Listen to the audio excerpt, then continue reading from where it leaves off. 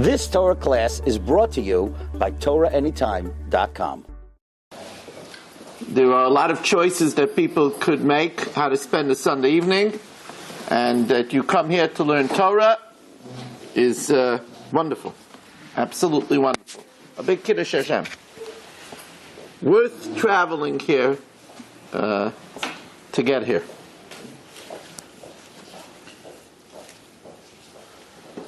I had an idea that before I even think about making a lengthy presentation, that I would give people a chance to ask some questions. Because when do you get a chance to ask questions? But that's a sudden thing. You'll say, I wish I would have known, I would have thought of a question. So I'm going to make a few remarks. So listen to my remarks with half an ear, and the other half of the brain, if you have anything on your mind, I'm going to take from the floor some questions. But it's interesting, I usually say a shir either about Shalom Bayis or about dating. It's interesting, a synthesis of a shir about Shalom Bayis and dating. I imagine that's because we want to get people that are married and people that are not married. So you have to make a marriage and dating, right? To include everyone. But I was thinking to myself, what incorporates almost equally the dating crowd and the married crowd? And I think it's the subject of time.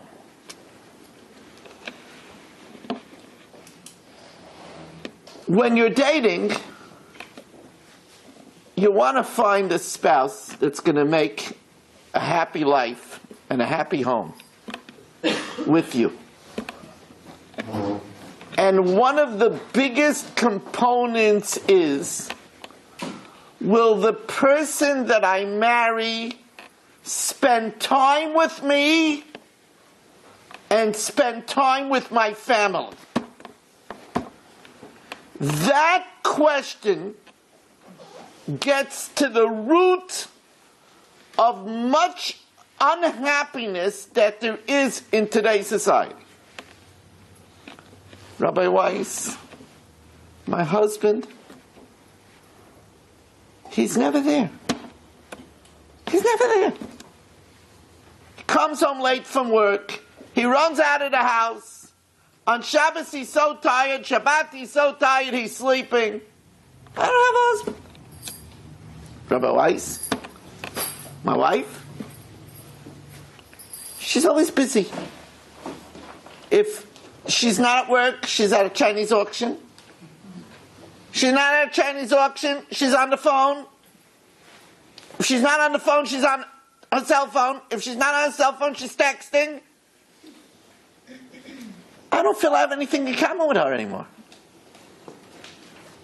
Rabbi Weiss, my husband, he's addicted to the computer. 3 o'clock in the morning, he's still on the computer. What kind of a marriage is that? I have an absentee husband. Rabbi Weiss, I have to tell you that my wife never wants to do anything with me. She never wants to do anything with me. Time. I remember giving a shir in Invei HaGefen to about 500 singles.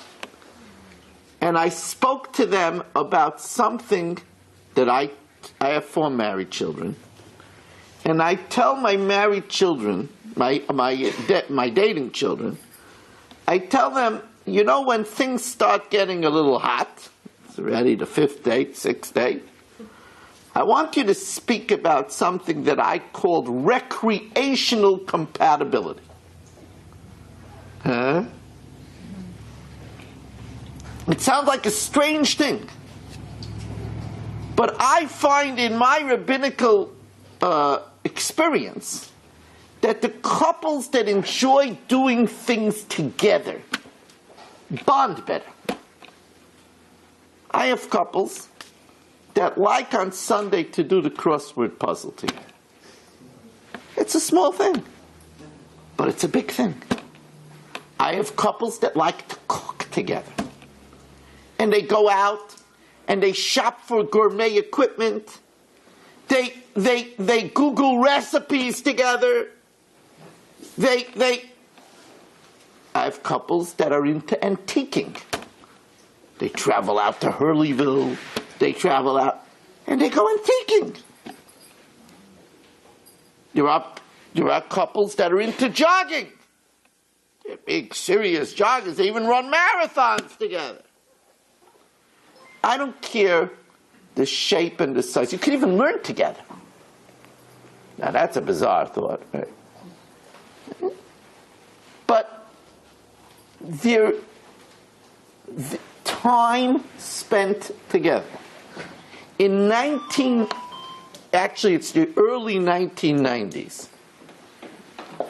Early 1990s. Somebody benefits so much from the share, he's already getting a call. In the early 1990s, they did a study of 82,000 couples. The 82,000 couples were all married with 2 children. Now this is scary because it's, the early 90s is 2 decades ago. You just could if you make a little deduction of what the answer to this study would be today, it's frightening. But they asked the couples, and I always say a study is only good if people will answer the study correctly. A lot of these studies, they ask questions that nobody is going to answer with the truth because it's too embarrassing. But, a good study is a study that can get people to answer honestly. This question was obviously answered honestly. They asked the couples, how much time do you spend alone with your spouse outside of the bedroom a week? This is not with the children, not with friends, alone with your spouse. The national average was 19 minutes a week. So I said this over in Montauk Junior High to about 500 ultra-frum women, and one lady gasped in the crowd, so much?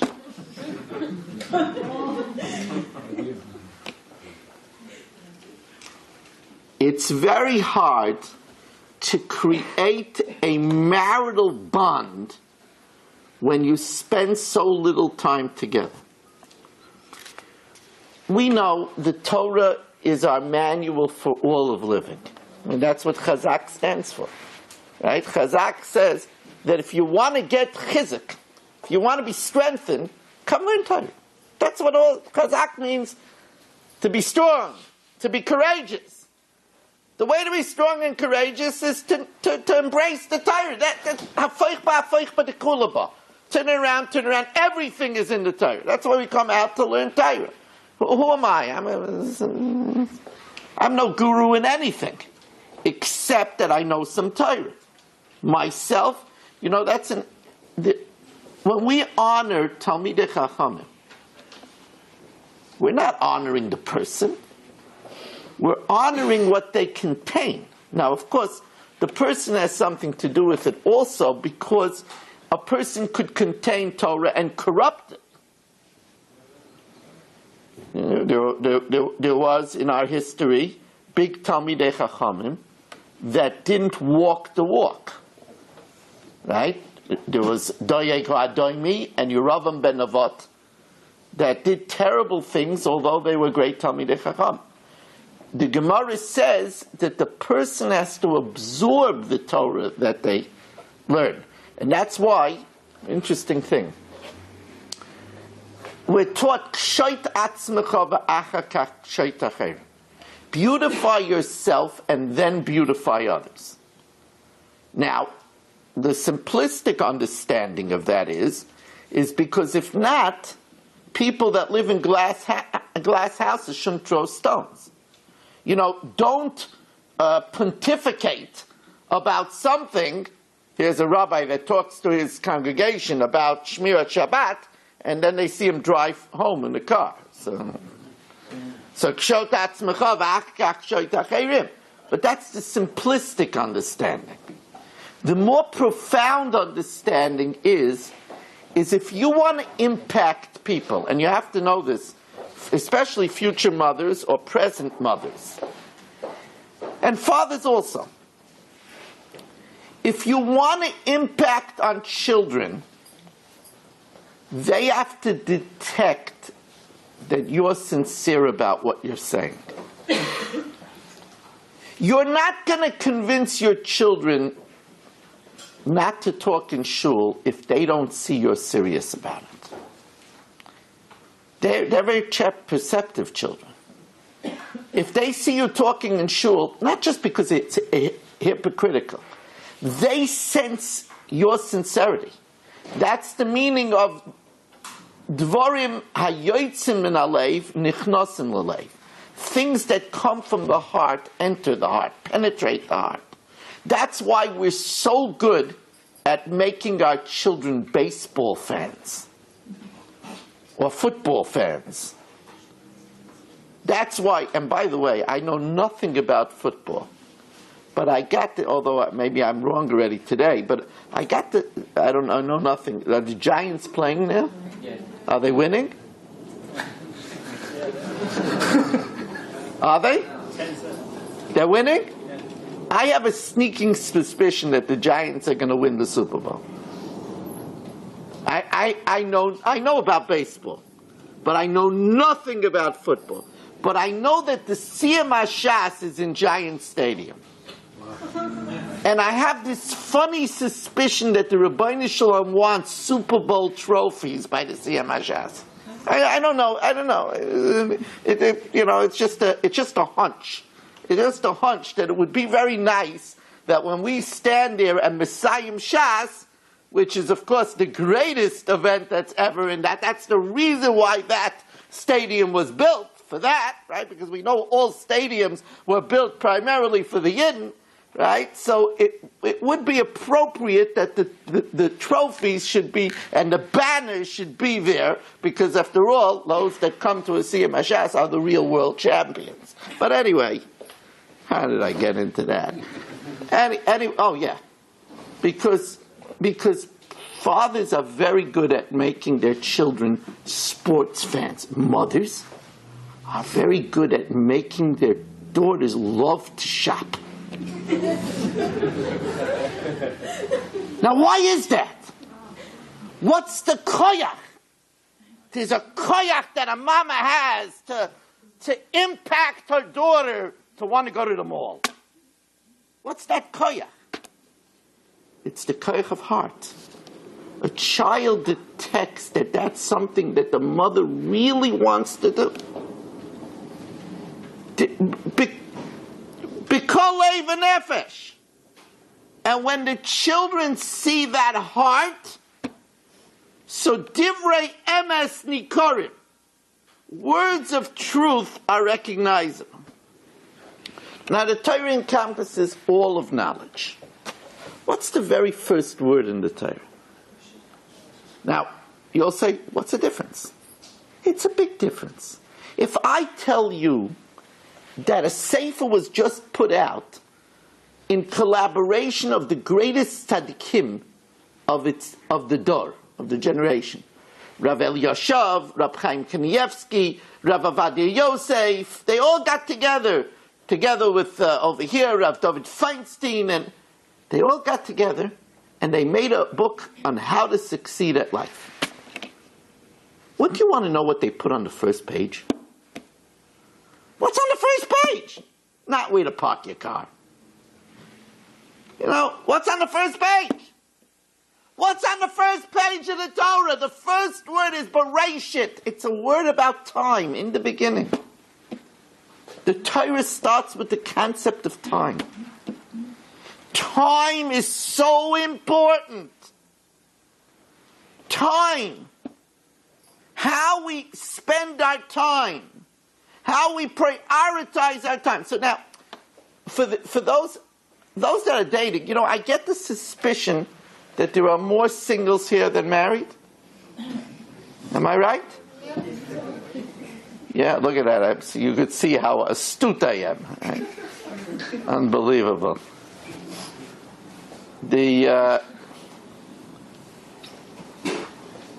So here's a young man or a young lady going out on a date. And let's say she's going out a date with a very successful man. But throughout the date, the cell phone is ringing, and he's very respectful, and he says, "Excuse me, can I take this?" Sure. So, hello? Yeah. You know what? Monday at 4. Yeah, I think that you should sell. Well, I'll email you a brochure throughout the day. So she's thinking, wow, he's not even married yet. He's so successful. That's very encouraging. A lot of people are calling him up. He's a responsible fellow. A lot of people respect his advice. It's great. It's terrible! Do you think he'll be there by the sitter party of your child? What do you think he's going to do? Have a leisurely anniversary with you? You think he'll remember your birthday? Well, no, his Palm Pilot will ring and click. He'll tell his secretary, send her some roses.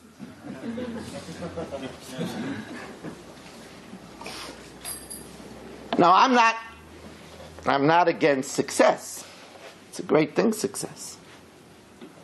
But if somebody can concentrate even on their date, when you're supposed to put your best face forward, what's going to be when you get married? Time. It's a big thing. That's why, because of the subject of time, and you would say, well, there are a lot of other problems. There are. But you have to be very wary of the addictive personality. You say, of course you have to be worried. I don't want to end up with a gambler.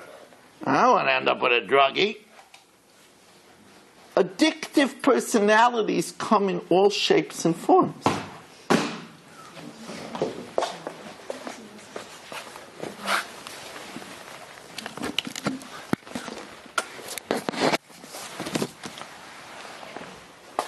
Addictive personalities come in all shapes and forms. And if a person is going to be wrapped up too much in any one thing except for learning. See, learning is an addiction that the Torah accepts. It's a very important point. The Torah says, "Lo yomush sefer haTorah hazeh mipicha v'hagisa b'yomam v'layla." Now, it says that a person should be addicted to Torah. And that's why an addictive personality is not always a minus. There are people that are addicted to Torah. Now, but they have to be a ben Torah. What do I mean by a ben Torah? You see, a ben Torah knows that if they're learning Gemara,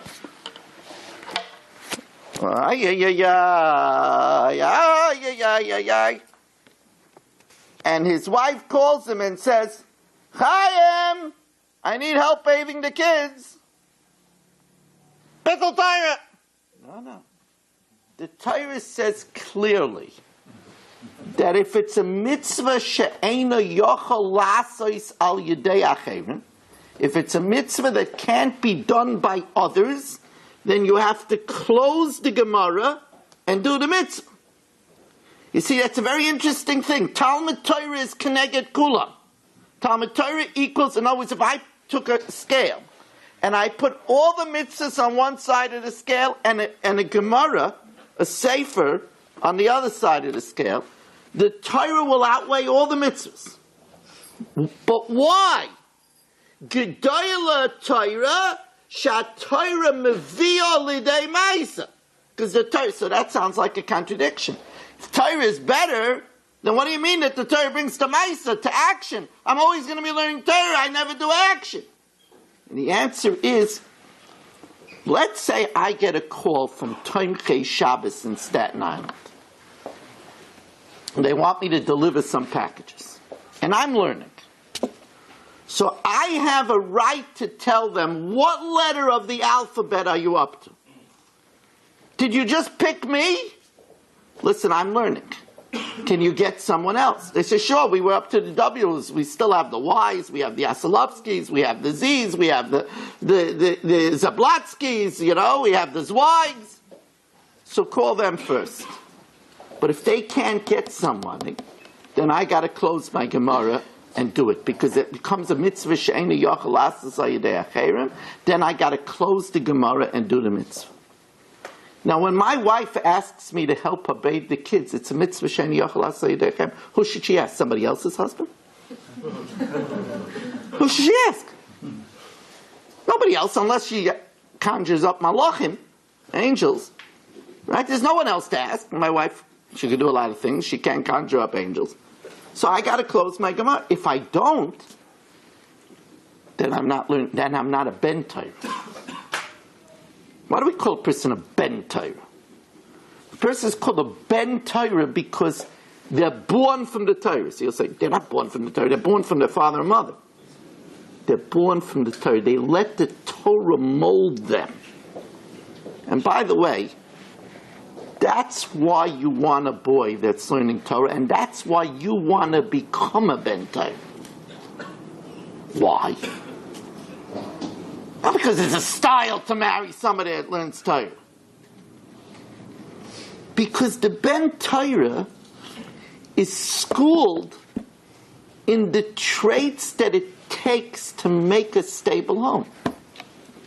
See, the ben Torah knows that if his wife is in a bad mood and says something not nice, then he's trained not to react in kind. Because it says, Lo yisikem, thou shalt not take vengeance. And he's worked on that. He worked on that. He knows that he's not going to talk to any of his friends behind his wife's back, because the Torah says you're not allowed to speak Orur Makareyeyu Basaser. You're not allowed to stab your friend in private. He knows that it says, you know what the most common pasuk in the Torah is? Vayedaber Hashem el Moshe Lema. That's the most common pasuk. Why does it say Vayedaber Hashem el Moshe Lema? Hashem spoke to Moshe saying, because when Hashem spoke to Moshe, he had to tell him Lema. You could say it. If the Rebbeinu Shalom didn't tell Moshe to say it, he wouldn't say it. If your wife tells you something and she didn't say it's okay to say it over, you can't say it over. A ben Torah knows he can't spill the secrets of the home.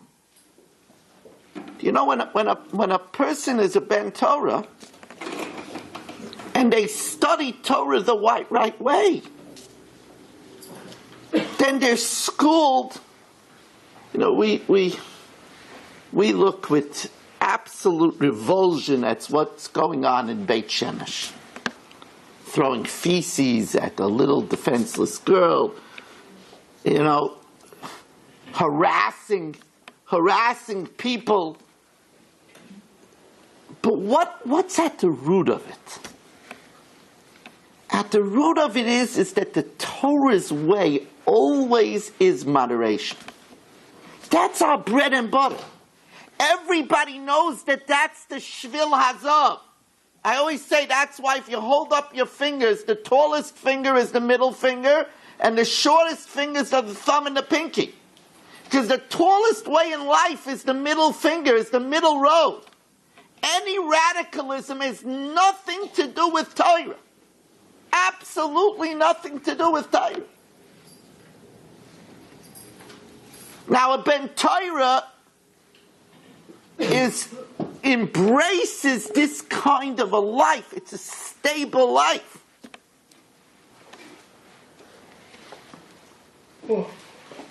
Now, having spoken to couples Now, almost three decades. For more than a quarter of a century. I didn't say 3 centuries. I'm not that old. Somebody wanted to know if it was 3 centuries or 3 decades. No, 3 decades, not 3 centuries. I know I have some white over here, but I'm not 300 years old.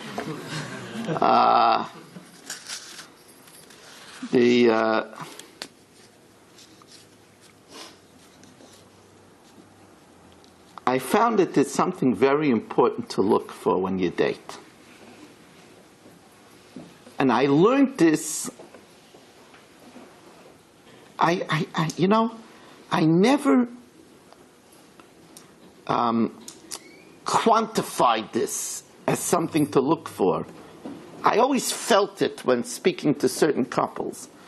But there's a sefer which is an excellent read for women. Men don't read this, not for you. I know if I say men shouldn't read it, all the men will go and buy it. But no, it's not for you. It's for the women. There's a wonderful sefer called Dear Daughter. It's a wonderful book. It's written by Rav Goldschmidt, Olav Shalom. He's not alive anymore. But I merited hearing a shiur from this Rav Goldschmidt. I wasn't present. I heard a tape. I got a hold of a tape. Awesome shiur. Awesome shiur. And he said one of the most important things to look for when you look for a mate is Seichel HaYosher. Ooh, what's Seichel HaYosher? You know what the word Yosher means? Straight. Straight means somebody that thinks straight. What does that mean, think straight? It means someone you could reason with. When you make a logical argument, they answer you back logically.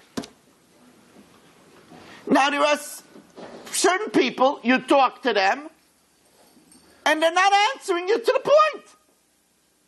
But that's not what I said. I know you're upset with me because of this, but we're talking about this now.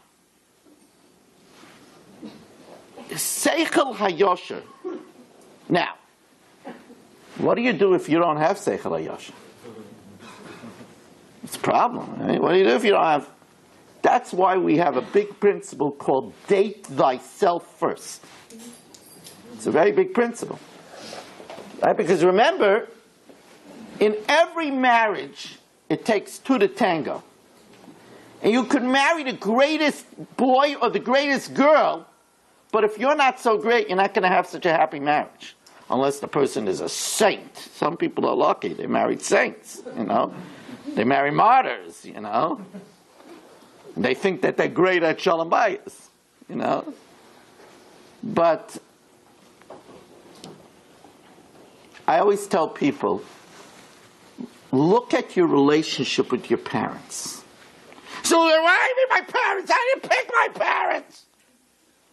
I want to pick my date. There's no comparison at all. Rabbi Weiss, that's silly. You don't know anything about anything. Don't compare my relationship with my parents. My parents are difficult people. Everybody knows that. There's a common denominator between parents and between the spouse and also between the relationship. Well, let's start with those 2 relationships. So I like to give an example. Well, you'll say, I said I was taking questions. What happened to that? I didn't start my presentation yet. Let's say I'm going to change my hat. I am now Rabbi Weiss, the mashkiach of yeshivas Chachmei Achayim. Okay. I got a phone call. Yes, hello, yes. Is this Rabbi Weiss? Yeah, the mashkiach? Yes. We'd like to make a meeting with you, with our son. Elchanan? Oh, sure. Yeah, when is good? Tomorrow night. Yeah, tomorrow night, right after the chazak. Right, okay, fine. When is the chazak over? About 12 in the night. Okay, fine. Okay. So they come in, and they're very uncomfortable with me. So, Rabbi Weiss, this is a very delicate issue. So I say, what do you mean? See, our Elchanan, he's 23 years old, he's at Shidduch age, we don't want to, ruin his reputation, we don't want to give him a bad reputation. But, we felt we could talk in confidence. Of course. We sent him to your yeshiva because you tout Midos, character development, and everything. We have to tell you that when Elchanan comes home, he becomes a little bit of an azus ponim, of a chutzpah yak. He opens up a big mouth to his father. If he doesn't like something I say, he shouts at me. He comes home and he walks in right in front of his father. He doesn't even hold the door open for his father. We're very disappointed. Okay, so I said, I'll talk to Elchanan. I have to be very careful. Elchanan is one of the best boys in yeshiva. Everybody likes him. So I call Elchanan into the office. Elchanan, yes, Rebbe, yes. How are things? Rebbe, clicking on all cylinders. Yeah, what do you mean? He says, wow, morning Seder is great. I have the greatest kavrus. The Rebbe, wow, what a Rebbe. I'm telling you, he takes apart a Tosfos, and how's everything else? Oh, yeah, afternoon Seder, the Bekiyas is great, and in the night I have a Seder where I learn Mishnah Brura. And how are things? Elchanan is not one of the best boys in the yeshiva for nothing. He looks at me and light dawns on him. He says, Rebbe, have you been speaking to my parents? We had a little chat. He says, Rebbe, let me cut to the chase. It's my parents. I get along with my friends. I get along with my Rebbeim. I get along with the Rebbe, right? I don't get along with my parents. It's because they're a little.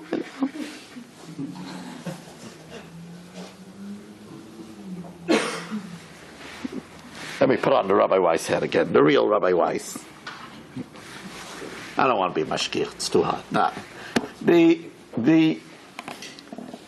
You find the same phenomena. I see all the time. A woman comes over to me to talk to me about Shalom Bayis. And she says to me, Rabbi Weiss, the one thing I could tell you is, you know me. I get along with all my friends. I get along with everybody. There's something wrong with my husband. So what's going on? There's a dynamic. The dynamic is we have our best face and we have our real face. Most of the time we put out our best face. You know why? Because we don't want people to erase us from their contact list. We don't want to be thrown out of yeshiva. We don't want people to stop talking to us. You know where we got people right where we want them? Our parents. What are they going to do? Lock us out of the house? Our spouse. What's our spouse going to do? Tell their friends that he's got a lemon? That she just didn't pick smart? What are they going to do? They're stuck. And there's nothing to prove. We have our spouse already. So at home, it's the real you. The real you is sometimes not so good. The real you is ay. In this way, our relationship with our parents is a good practice ground, is a good experimentation of the way we will be with our spouse. Because there's no pressure to be good. There isn't. You have to really be good. That's why in Eishes Chayil, in the wisdom of Shlomo HaMelech, it says, Kamu vaneha vayashrua baila vayahalala. The true woman of valor, her children get up and praise her. Her husband gets up and applauds her.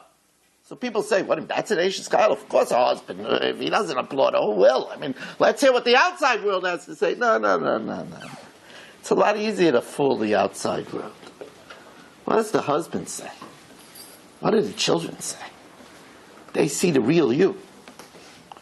We have to start working on the real you to make ourselves ready material for marriage. Now, I'd like to talk to you more. I don't know if this is going to work. I don't know if it's going to work.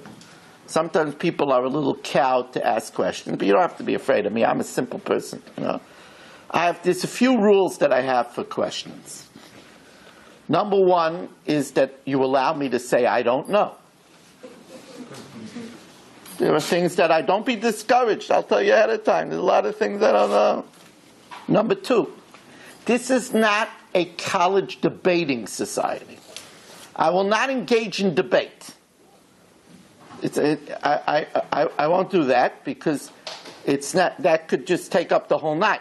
I won't engage in. You could hear what I say. You could disagree with me. You disagree with me. You disagree with Hashem too. So, it's your prerogative. So go home and take an aspirin and wake up in the morning. You'll feel better. Right? Number three, I won't handle halachic questions. If I deem it a halachic question, I'll tell you why. Because a halachic question, it's interesting. They used to want me to come on the radio to do a halachic talk show. And I refused to do it. Number one, a person is a human being and he can make a mistake. And if I make a mistake on halach on the radio, the fallout could be disastrous. But that's not even the real reason. That's a good reason. But the real reason is that halach is very subjective. And I have to be able to talk to the person and see a lot of different things, which might be even embarrassing for me to ask somebody in front of everybody else. Right? Right? Like, is your husband a drug dealer? You know, I can't ask that in front of everybody. You know, so because of that, I won't take halakhic questions. So let's take a few questions. Let's see if it works. If not, I'll go back to my presentation, which is, you know, it's okay. Anybody want to start the ball rolling with a question? I'll go back to my presentation if you think it's a bad idea. Any questions? Yes? Aside from saying Al Yashar, how important is it for a mate to be able to express affection? Okay, excellent question. The warmth factor in marriage. Warmth factor. I want to tell you that in my experience in Shalom Bayis, this is one of the three most common complaints that people come to me with. She's a block of ice. He's a veritable iceberg. The warmth quotient is huge. Now, a lot of times when there's an imbalance of warmth in a marriage, it's not because these people are incapable of showing affection. To the contrary, they both detected warmth in each other's personalities, and that's what attracted them to one another. Usually what happened is there was some imbalance created in their union, either caused by sickness, caused by economic crisis, caused by meddling in-laws, caused by postpartum depression. Something happened that one spouse stopped giving warmth to the other.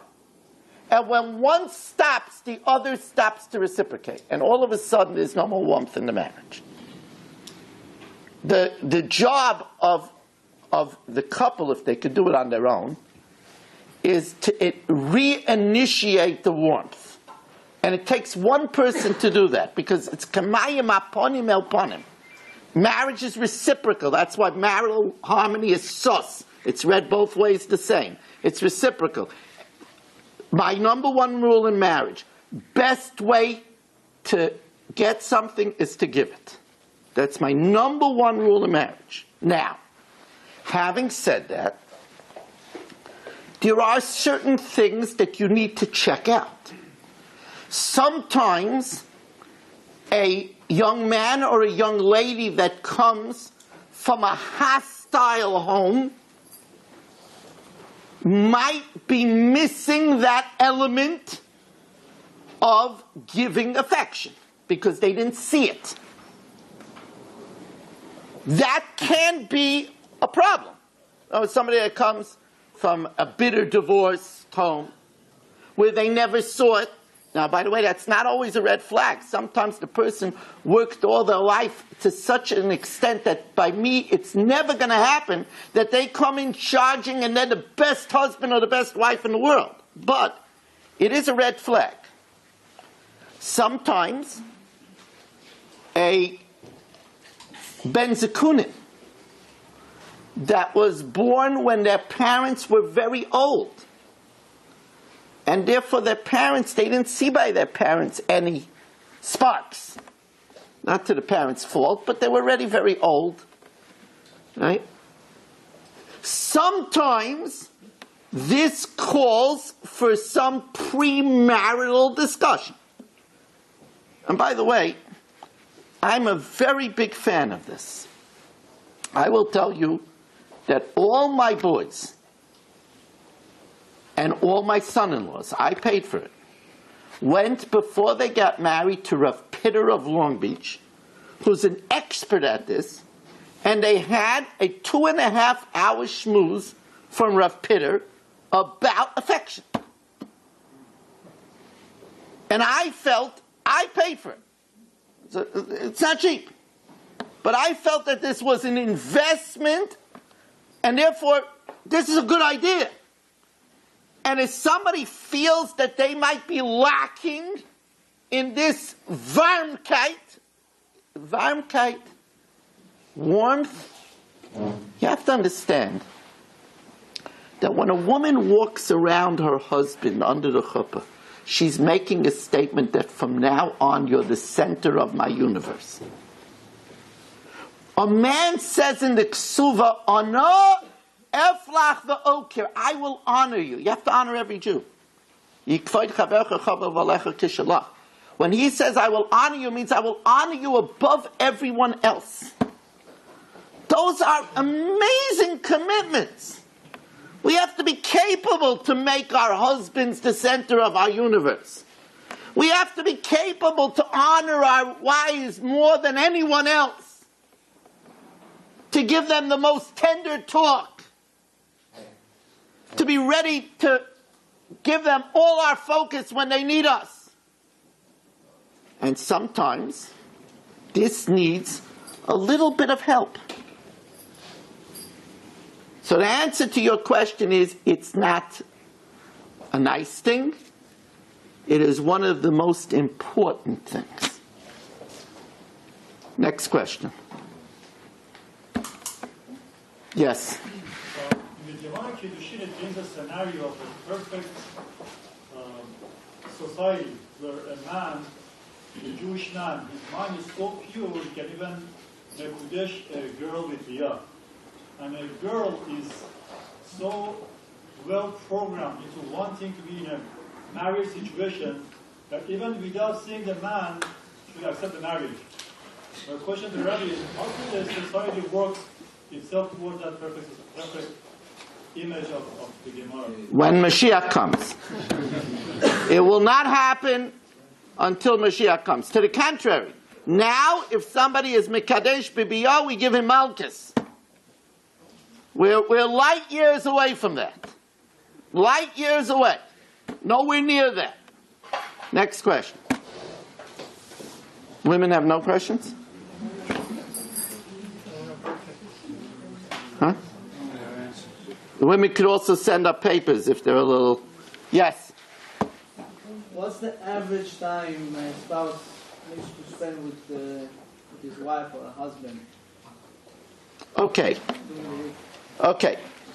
You see, that question, let me just say over the question that he asked. What is the average time? What is the best scenario of spending time? So first of all, let me say that too much time is no good. Too much time is no good. Rav Miller used to say that when the couple came to him with a shalom bayis problem, the first thing he wanted to know is if the husband is out of work. Because he said if the husband is out of work, then he's around his wife too much. When he's around his wife too much, he will find out that there's a lot of things that are not so special about her. And that's no good. The Gemara tells us the safest guy is the guy that's working under a car. That's the safest guy. The Gemara says that what is a livelihood called? A livelihood is called machbedusei. It brings a person honor, one's livelihood. So too much time is no good. But first of all, the couple needs to be there for each other. That means that if a wife has a problem, she has to know that she could talk to her husband. A husband has a problem, he has to know that his wife yearns to help him. It's interesting that the Torah has a description of the successful woman. I ask in my seminary classes, I ask the girls, what was the main purpose that you were created? And 9 out of 10 girls say to have children. And I tell them they're wrong. And they bring a proof. They say, it says by Rachel, Imayin Meisa Anoichi. But that's not the reason why a woman was created. And not only that, if that's the main reason why a woman was created, would it be fair that some women don't have children? Would that be fair? There are women that never have children. But there's no woman that doesn't have a husband. There are people that mess up and they don't get their spouse. But every time a baby is born, the Basko goes out and says, Bas Ploinus Leploini, the daughter of so-and-so to so-and-so. Everybody has a God-given mate. It says in the Torah, Lo tov heyot adam levado. It's not good for man to be alone. I'm going to make him a helpmeet. A woman was created to be an Ezer. Now, the American society doesn't like the word Ezer. Ezer is a helper. A woman's a helper. I'm a helper.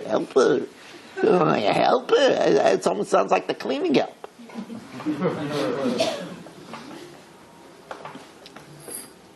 But it's a big thing to be a helper. You see, I could say to the women, at face value, I could say, your life, it's a bowl of cherries. Yeah, what do you have? You don't have to learn Torah every minute. I have to wear this oil, this yoke. After 120 years, the Rebbeinu Shalom is going to say, so Sunday, Aleph, Shabbos, Boy, Toshin, Ayin Beis. Why weren't you learning at 11 o'clock in the afternoon? Oh, you're helping out your married children? Okay, what about 12? What about 1? What about 2? What about Monday? What about Friday? What about Shabbos? They take me apart! Then, they start on me. Okay, now they roasted me over the coals about my learning every minute of my life. Now they start, you put on tefillin? Okay. Well, you masiach das from your tefillin every minute that you ordered tefillin. Did you forget about your tefillin? Did you start thinking about it? Did you go to Minyan? What about Did you have a marba minute? What about mincha? What about shachas? Did you answer amen? Did you answer amen yeshmei rabba? No, did you concentrate? I mean, you ladies, it's a life of Riley. I mean, it's not even a comparison. It's an equal playing field. Because when a woman gets up to Shemayim, Hashem is going to ask the woman, so tell me, were you an Ezer? When your husband was down, did you know how to pick him up? If your husband had a problem, did he come to you because he knew that at least one person in the world will make him feel better? Or did he say, tell her, forget it, she'll use it against me? What's the first comment in Eishes Chaya? Botach b'leiv baila. Her husband knows he could count on her. You know, in this world, it's a hostile world. You never know who you could count on. You always thought you could count on this person until they took away your job. You always thought you could count on this firm until they gave you the pink slip. You know, the one person you have to be able to count on is your spouse. Botach b'leiv baila. It's a big thing. So when we talk about how much time couples should spend with each other, it depends on the situation. Depends on the situation. If a woman is in her 9th month, the answer is a lot more. If a man just lost his job and he's down in the dumps, then his wife has to be there for him a lot more. It depends on the situation. But one thing is clear, and that is that couples need to find time to be together. Because we could get very busy. Life grabs us.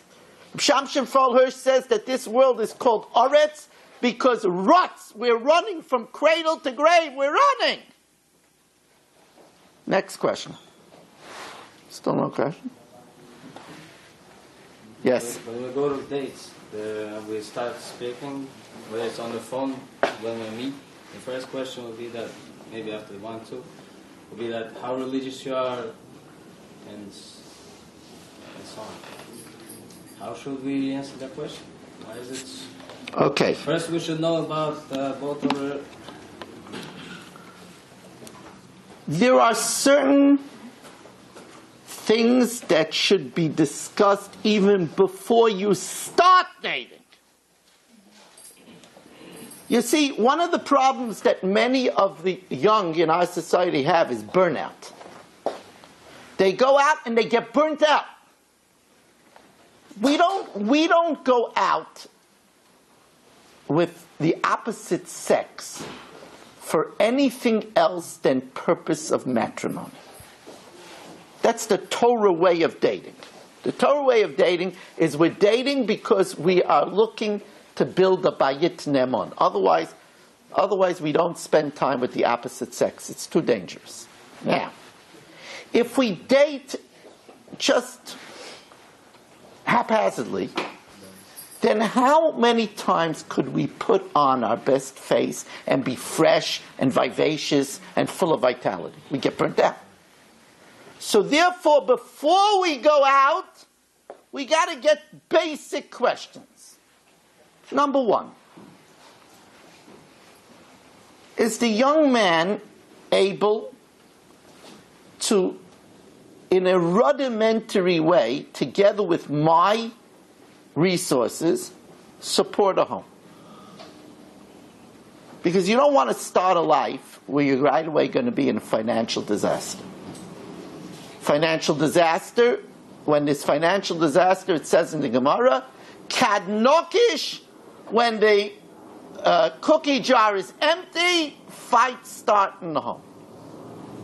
Hanosein gevulei shalom, chelev chita b'yazbiach. If there's in your borders peace, then when is that? When chelev chita b'yazbiach, when there's enough food in the cupboard. So unless the person is learning Torah, and you want to support him in his learning, and there's a plan, that's fine. because then he's gainfully employed in Torah. But otherwise, he has to be. If he tells you he's going to be a writer, call me back when you publish your first novel. Tells you that he's an artist, call me up when you have your first gallery showing. Now, the next question should be, it shouldn't be on the second date. It should be before you go out. Is there the religiosity that I want? How is the Shmirat Shabbat? How is the Shomer Negiah? You have to know, are we on the same planet? Are we on the same planet? So the answer to your question is, it's not that the second date is too early, it's too late. This should be discussed before you go out. Because do you want to risk that the person is not on your religiosity level and you really like him? Or you really like her? You don't want to risk that. Kiriv Rechokim is not with marriage. Always marry up in religiosity, especially women. Women should always marry up. You know why? Because when you have a child, you become much more spiritual. I see it with all my students. They have a child. A child makes you realize that there's more to this world. And you want all of a sudden something much more for your child than you want it for yourself. You ever wonder about that? Parents talk in shul, but they don't want their children to talk in shul. Parents never learn. They're sitting with the daily news, but they want their children to learn. What happened? You know why? Because for the children, they don't have a Yetzer Hara. They have a Yetzer Hara for themselves. They don't have a Yetzer Hara for their children. We always want more for our children. A woman that has a child all of a sudden becomes much more spiritual. So always marry up in religiosity. Level of religiosity should be discussed before dating. See if you're on the same page. Don't burn out. Don't burn out. And for that matter, try to get as many things clear before you date. Like, for example, he already has a job offer in Dallas. And he's moving to Dallas as soon as he finds the right girl. That's a given. If you don't want to go to Dallas, then don't go out with him. If you're close with your parents and close with your siblings and you want to send your children to yeshivas here, yeshivot here, don't go out with him. Save yourself burnout. Now, of course, and this is equally important, of course, don't make too many no's. Because if you restrict yourself too much, you very limit your pool. So don't make too many. No, not this. No, not that. No. I can't live in an apartment building. No way. No, I can't drive a Mazda. No way. No, I will not dress in green. No way. No, I will never have a mitzvah dance. No way. You make too many no's, then that's a recipe for spinsterhood. So, of course, there shouldn't be too many. No, you have to do this wisely. Next question. I know the women didn't ask anything yet. I just don't think I have good answers. No question? No question. See a stick in it. No. You could write down your questions if you want. Yes? How many dates do you consider as proper before you consider marriage? Until you're sure. That's the answer I give to my children. I tell them, I will never pressure you into marrying someone until your heart tells you this person is safe, this person is stable, this person is going to be good to me. Now, having said that, we have no permission to keep a girl or a boy on ice. Never, if you're dating somebody seriously, should you be dabbling in the field. If you're going out with somebody seriously, it has to be a mono relationship. That's it. And then you have to be able to put on paper, what am I still not sure about? Not that, well, maybe there's something better out there. No, that's not a reason not to get married. That maybe there's something better out there. There has to be a question. There could be a question, I'm not sure if this person isn't too introverted. I'm not sure about this person's friends. You should know that that's a very important thing to check. When you're checking out on a potential mate, there's a famous Gemara that Rava saw, they saw the zarzir. The zarzir is the starling. And they weren't sure if the zarzir was a kosher bird that they could eat. So they went to Rava and they asked him, Rava was a big paisik of Mechuzah, and they asked him, are you allowed to eat a starling? And Rava didn't know. So he told them, see who the bird hangs out with. And they found the zarzir, they're always nesting next to the orave, the raven. He said it's not a kosher bird. Some gesund. You should know that you could tell a lot about a person by whom their friends are. And you should find that out. Find out who they're hanging around with. If they're hanging around with the racy crowd, with the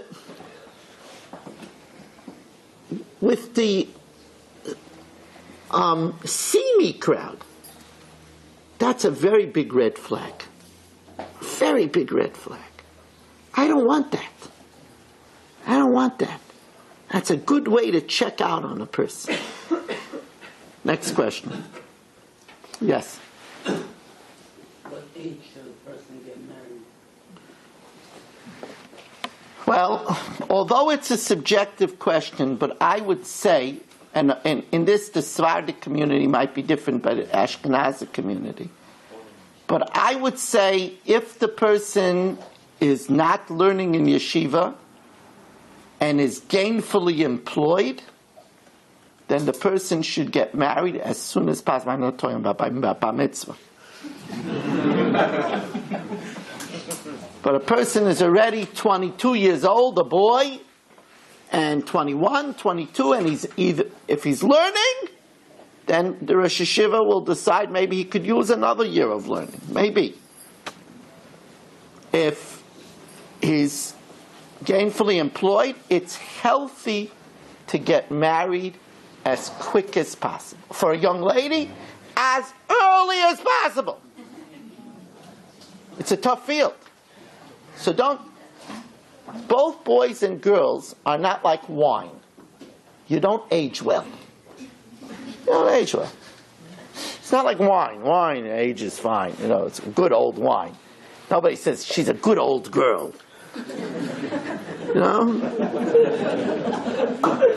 Nobody says that. Look at him. He's got gray around him. But there's another reason why young is better.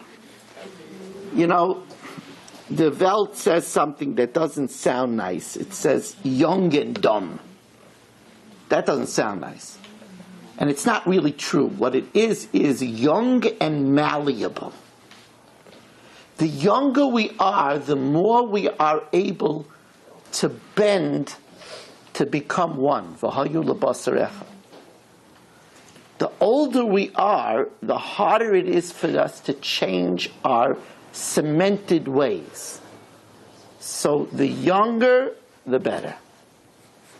Next question. Yes? As a person of your caliber and your experience in relationships, you might know that people change in life for the greater, for the worse, for the more religious, not religious. So if you see potential in somebody who's not keeping Shabbat today, may you see they have good morals? No. Well, why not? No. Why? Because, you know why? We don't gamble. Let's say it doesn't work out. You saw potential. Are you a Navi? Not yet. Not yet, right? Unless he's Mashiach in hiding. It could be. You never know, right? There are certain things that we don't gamble. Like, I'll give you an example. You're playing poker. You have 4 aces in your hand. There's $30,000 in the pot. All you got left in the house is your firstborn. So you put him on the table. Come on, 4 aces.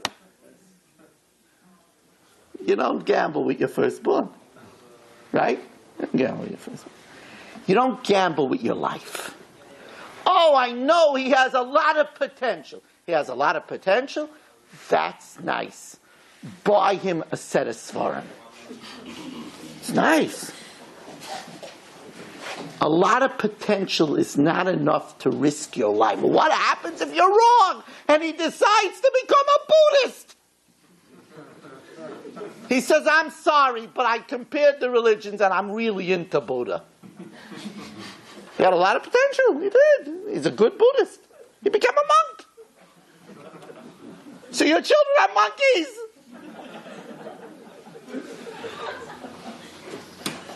The answer is we don't gamble. Even when the odds are good. We don't gamble. He's a Baal Midas. You know, I'll tell you the truth. I know Mormons that are great Baal Midas. I do. They're really good Baal Midas. That's not enough. Next question.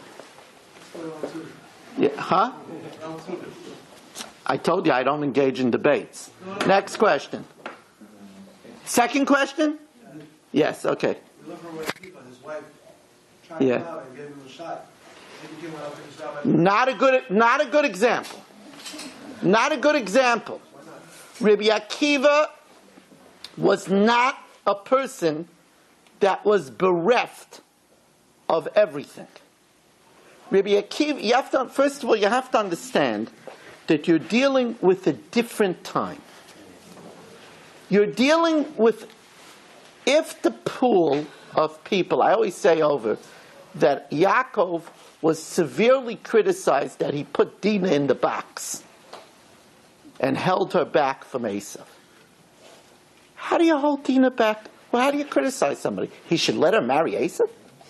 Esav was a murderer. The answer is there was nobody else. Esav was a good Yiddish Yingala from the family. You have to understand the power of Dinah. How many girls do you know that somebody would be willing to circumcise his entire city to marry her? That's some girl, huh? That's what he did. He cut up his entire city to marry her. Dinah had, they say Dinah had kochot. Dinah had kochot. So, Rabbi Akiva and Bas Kalba Savua was a special situation. Rabbi Akiva had kochot. Special kochot. We know he had special kochot because he ended up having 24,000 Talmidim. And we're living at a time where Rachel was no ordinary girl. I wouldn't be able to accost Rachel like I did to you. Rachel, are you a Nevi'ah? She would say, yeah, Rabbi Weiss, I see a lot of things that you don't see. We don't have those powers. We don't have a Rachel, and we don't have a Rabbi Akiva. So my answer is again, you marry somebody who is already a honest Torah observer. You want to invite a person with potential to your Shabbat table? Go ahead. Go ahead. But don't marry them.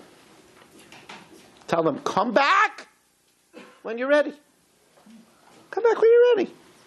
When you're fully committed. It's the same thing with the writer. But what if he's a John Grisham? Look what I'm giving up.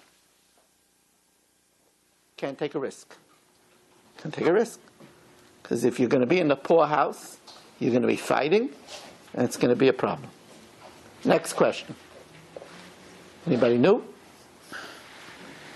Still no questions. The women are consistent, yes.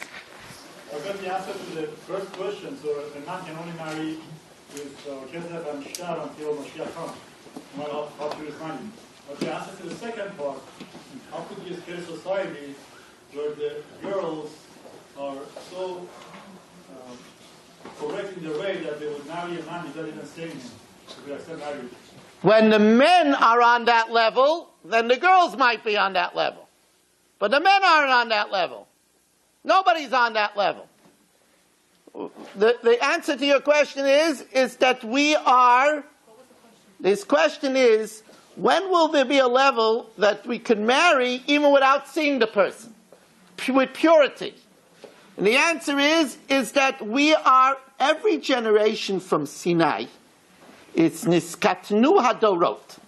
That's why we find in the world of Psak Halacha, we find that never will a person in the Gemara argue with a person in the Mishnah. Now you have to know, there are thousands of Mishnaic sages. Beis Hillel, Beis Shammai, thousands.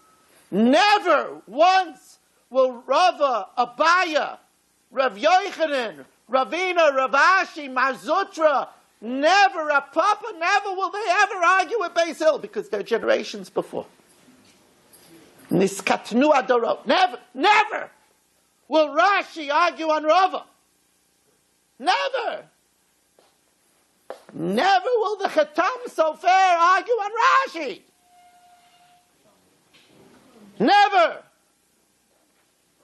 And never would I have the chutzpah to argue with the Chatam Sofer. I would have to find somebody else's opinion like me. I'd have to see the Rav Moshe holds like me. So the answer to your question is that we are so light years away from such people. Light years. We can't even begin to fathom the people that the Gemara wrote this about. Now when we get married, we have to have a checklist, and we have to see, are there the ingredients that make sense? That with this person, I can have a wholesome home and bring up good children. Now, I mentioned that. A lot of people don't think about this. But I want to marry someone who will set a good example for my children. I'll tell you a true story. Somebody came to me, one of my Talmidim, actually it was one of my Talmidot, and she asked me, I'm going out with this wonderful man. He's wonderful. He's kind. I can't help it. I'm a sucker for kind. I am. I tell my children, you marry a kind person, you have a happy life. Barring sickness, I'm a sucker for kindness. Understand? So she tells me he's a kind man, Rabbi Weiss. She knows how to get to me. Kind man, Rabbi Weiss. But he tells me honestly that learning is not his thing. It's not his thing. He doesn't have the patience for it. He's not into it. He doesn't. And he said to her, if it would make you happy, I would learn every day a little bit, but it's not me. So she came to me and she asked me, she says, it's not what she wanted. And she was young, it's not like, and she said, am I settling? So I'll make up a name, Chavi. I said to Chavi, let me ask you something. What's your dream for your children? She said, I want children that are Talmidei Chachamim. Rabbi Weiss, you know me. I said, you can't expect your children generally to be, under normal circumstances, to aspire more than their father. I say under normal circumstances because baby boomer generation after the Holocaust generation is different. But under normal, children like to be like their father. And she said, you answered my question. That's not what I want. It's not what I want. I want my children to see a role model that wants to go to shul and learn, wants to go to a shir, that's the role. So this is something that you always need to keep in mind what, besides how he or she will treat you, what kind of role model will they be for your children? By the way, you feel this is working, this format? Yeah. I mean, I really never started to share this. I've started. It's already late. Oh, it's not 12 o'clock. I'm just kidding. I'm not going to hold you much longer. It's crazy already. You know, you'll be jumping out of your seats. Any other questions? Yes. Oh, you have questions there? Oh, let me take from the women. Oh, you're holding back on me. Yeah. Oh, 640 questions.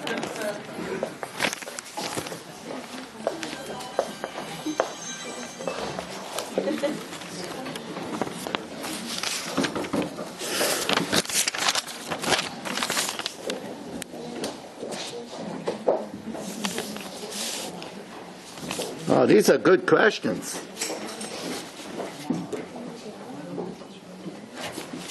I like these questions.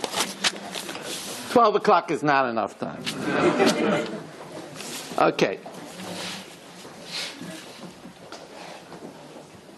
Does the rabbi believe that someone who is working can have the same spice and geschmack as a man who is learning full-time? The answer is 100%. It's a pasuk. Smach zvulin b'tzeisecha v'yisachar b'yalech. Not everyone is meant to learn full-time. That means that not everyone is meant to be the wife of someone that learns full-time. The question that a young lady has to ask is, am I cut out to be Superwoman? A man that's learning full-time needs to be married to Superwoman. I know because I have brothers, 2 of them that learned in Kollel both for 10 years. Their wives, while they were having babies, worked full-time, one for the Navy and one for Prudential, in tremendously demanding jobs. At the same time, they had to be a good spouse and an attentive mother. Not a very easy thing to do, at all.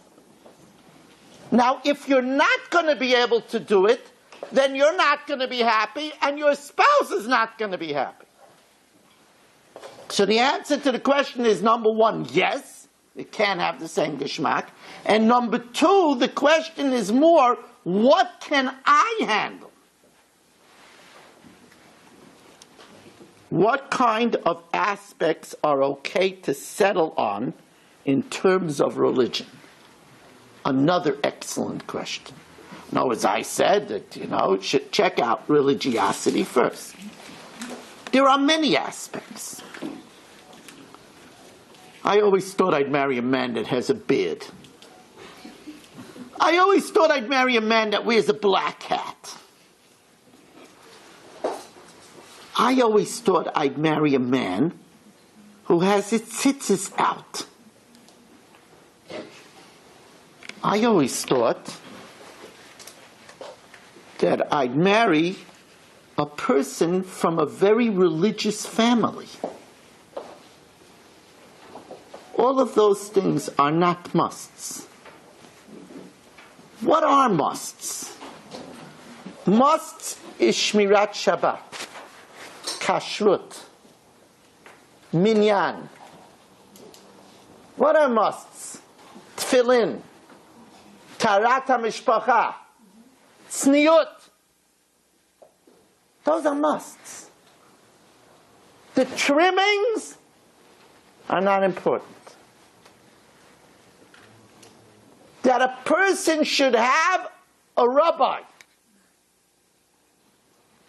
to ask a she'elah, not I do what feels good. A person has a rabbi, both man and woman, because they believe that our way is the Torah way. That's so important, I can't begin to emphasize. 2 more questions from the women.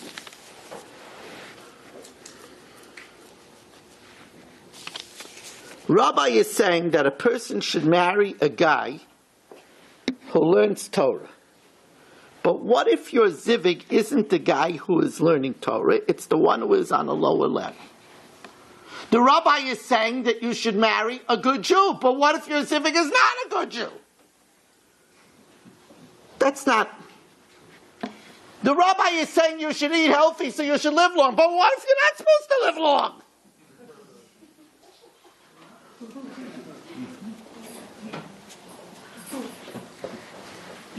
We have to make our hishtadlut.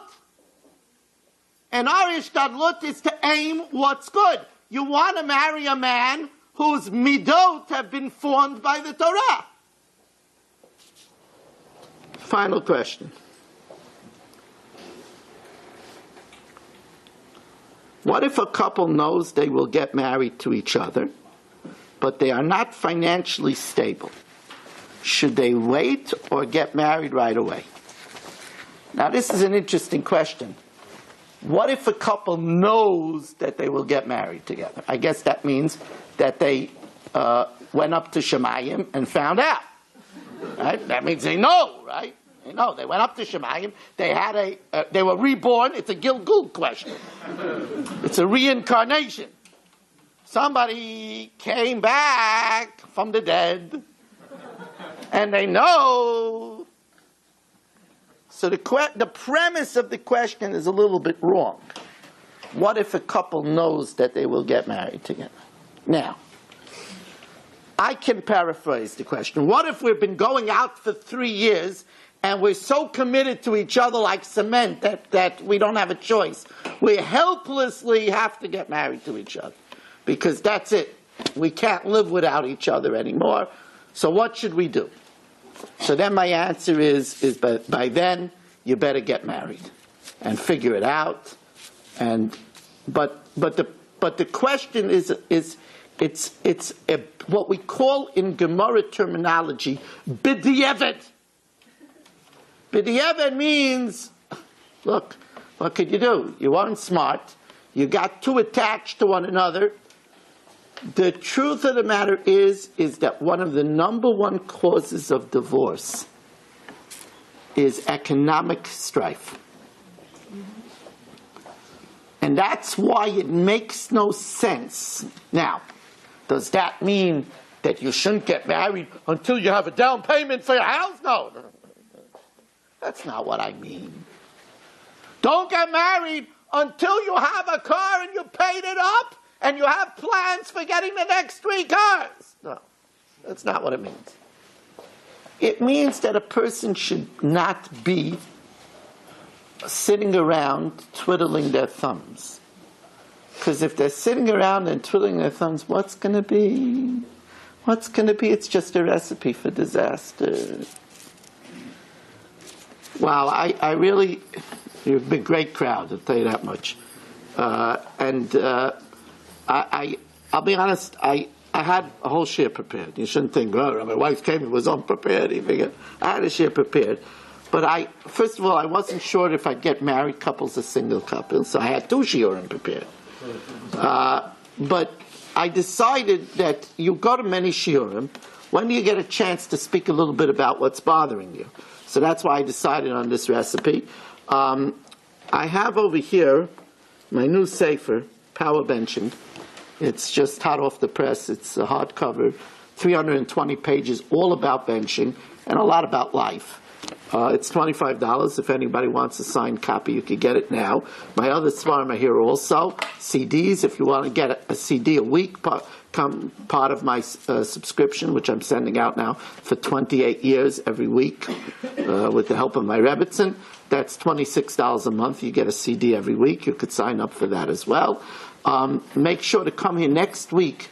I can tell you Rabbi Shmuel Waldman, who's speaking next week, was my younger bacher in Yeshiva of Staten Island. That means that I was older than him, and I learned with him. I actually wrote a sefer called Mitzvat Chalitza, about the mitzvah of Chalitza, on a subject that I studied with him the entire year. He is sincere, he is knowledgeable, he is entertaining. It's something you don't want to miss. Again, I'll be glad to, if you want a safer or a CD after the CDs are $5. They're on a whole bunch of topics. Thank you for coming and have a good evening. You've just experienced another Torah class brought to you by TorahAnytime.com.